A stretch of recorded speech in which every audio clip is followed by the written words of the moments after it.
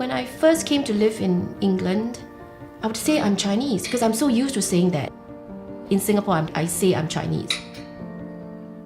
But I'm Peranakan, which means that, I am the 6th generation of the diaspora that is born and bred in Malaya.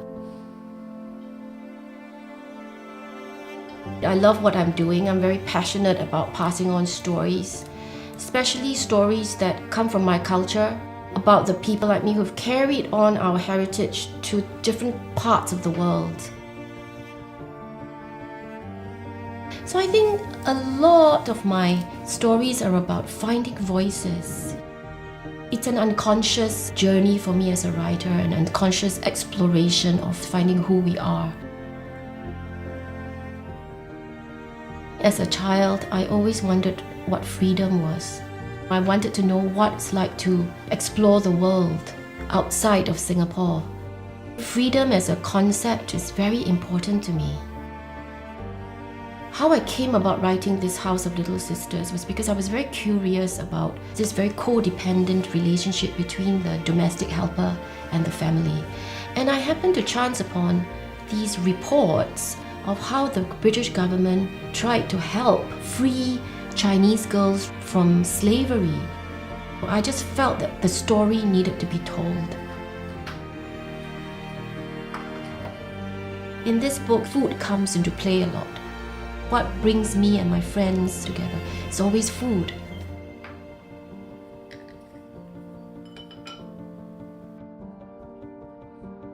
I think Asia for me is also quite an exotic place. When I go back to Asia, the first thing that I smell in the air is the smell of Asia. It's just this, it's the smell of home. And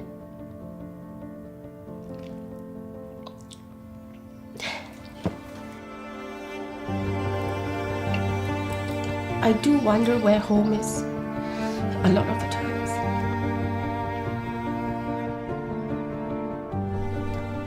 That I want thee, only thee, let my heart repeat without end.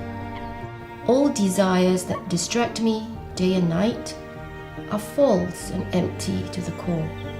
As the night keeps hidden in its gloom, the petition for light, even thus in the depths of my unconscious, rings the cry, I want thee, only thee, as the storm still seeks its end in peace when it strikes against peace with all its might.